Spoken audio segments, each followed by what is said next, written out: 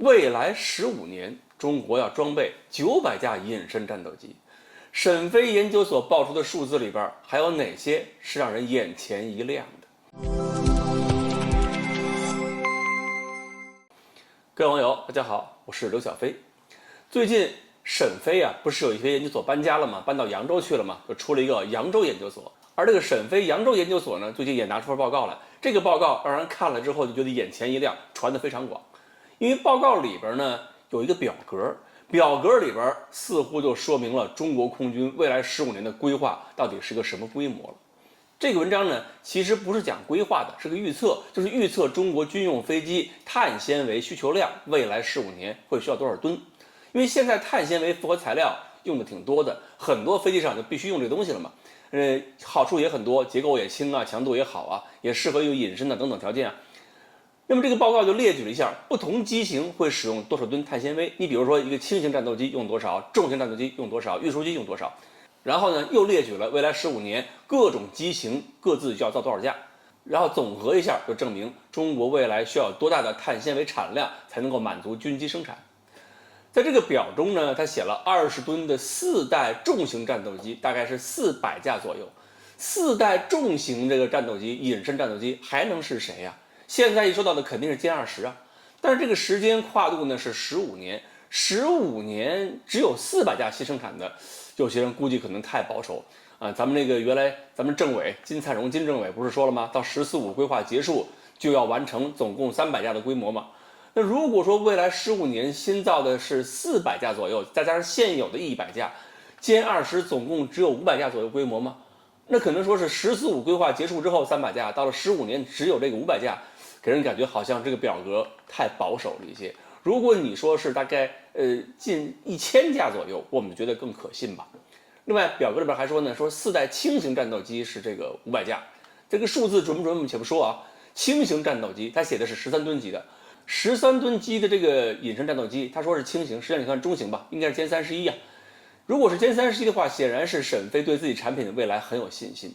不过有信心的话，估计也就不是500架，应该更多了。500架的话意味着什么呢？海军舰载机队伍呢，歼15还会存在一段时间，所以500架不可能完全是舰载机，海军用的可能是200-300架就差不多了，剩下的200多架有可能还是要装备空军。那么至少沈飞肯定希望自个儿的飞机不仅是海军用，空军也要用。如果海军用着感觉不错，空军呢再根据自身需求重新提出一些修改意见再订货，这事儿呢也不是没有先例，所以沈飞肯定也是盼着歼31能够大卖特卖。另外呢，表里边还写了大概是3代轻型战斗机600架，3代重型战斗机也是600架，写的都不多。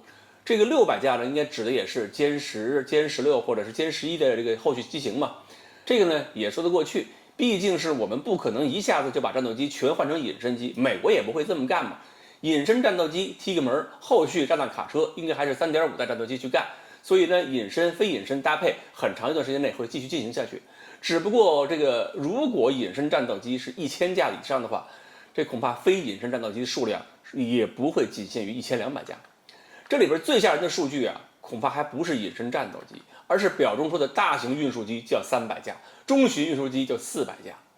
300架大型运输机呢是什么呢？肯定是运20啊。而这么庞大一个运20队伍可是不得了，对中国空军的战略机动能力还有综合作战能力来讲，那是翻天覆地了。整个空军的战略机动性和战役机动性就不是现在能比的。你像我们现在一个空军部队进行转场，飞机可以飞过去，但大量的人员装备是靠地面运输，靠火车送过去的。如果你有几百架这么庞大的运20这个规模的话，那你空军的快速转场能力比现在强的不是一星半点啊！更不用说有足够的运20，未来还能发展出空中加油机、预警机等等衍生型号。另外还有一个数字也很吓人，是2400架直升机，这个数字也很值得关注。2400架直升机，那不管是5直10这样的专业攻击直升机，还是直8L直20这么一个庞大的数字，意味着直升机的应用在军队中会越来越广泛。起码陆航的这个飞行战马会越来越普及，战场机动能力、火力也会翻着往上发展。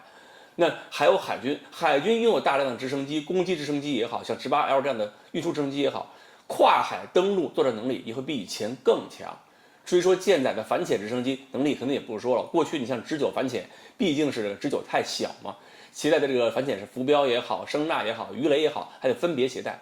那么我大量的大型的海军直升机出现之后，反潜能力肯定比以前强，所以解放军的陆航也好，海航也好，都会越来越像好莱坞电影里边那种大片的风范了。那么这个表格呢，毕竟是预计，不会是个真实数据，因为有些数据给人看上去感觉也不是很自然，有零有整的。不过话说回来，预计呢也得看是谁在预计。如果说是一般自媒体、一般的那个网友随便说个数字，我们也不用太当回事儿。但是沈飞和程飞他们的专业院所要是这么说、这么去预计了，那么这些数字怎么可能让人看了以后不往心里去啊？好，关于沈飞扬州所列出的中国15年的飞机生产数字，到底会不会变成一个真实的情况？我们15年之后自然就会知道了。那么今天的话题说到这里，欢迎大家继续关注我们的栏目，我们下期再见。